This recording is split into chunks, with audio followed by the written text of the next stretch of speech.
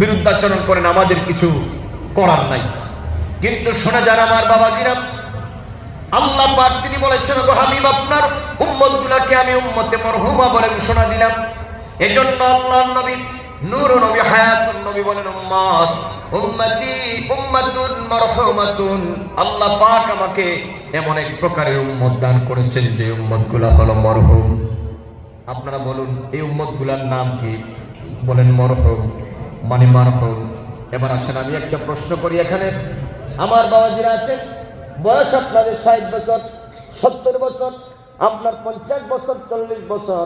আমি একটা উদাহরণ দেই, সে ফর এক্সাম্পল, এই যে আপনাদের এই জামে মসজিদের মধ্যে আপনাদের এলাকার কোনো ব্যক্তি যদি মারা যায়, এলান করা হয় অমুকের ছেলে অমুক গতকাল রাত 11টার সময় তিনি ইন্তেকাল করেছেন, আগামীকাল বেলা 10:30টার সময় মরহুমের জানাজার নামাজ অনুষ্ঠিত হবে।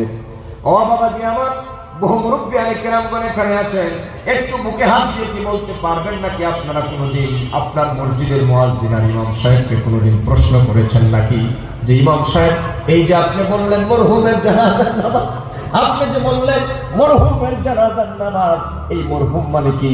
এই প্রশ্নটা কি আপনারা কোনোদিন করেছেন নাকি? একটু মনে করেছেন নাকি? তাহলে আমার ফতেপুরের জনগণ শুনে যান, এই যে মরহুম মানে কি? নবীজি বলেন আমার উম্মত কে আল্লাহ পাক মরহুম বলে ঘোষণা করেছেন। মরহুম মানে ইসমুল মাফউল, মরহুম মানে হলো ক্ষমাপ্রাপ্ত উম্মত। করে বলেন সুবহানাল্লাহ। ও যুবক শুনে যাও, আমার মুরব্বী বাবাজিরা, মরহুম মানে ক্ষমাপ্রাপ্ত উম্মত। তার মানে আমরা কত সৌভাগ্যবান জানেননি? আল্লাহর হাবিবের নূরানি কদম মোবারকের সদকায় আমার আল্লাহ পাক আমাদেরকে অসংখ্য অগণিত যে মর্যাদা তিনি প্রদান করেছেন, এর মধ্যে একটা মর্যাদা হলো আল্লাহ বলেন, ওগো হাবিব আমার, আপনার খাতিরে আমি আল্লাহ পাক আপনার গোলাম উম্মত গুলারে আমি অগ্রিম ক্ষমার শুভ সংবাদ দিয়ে দিলাম।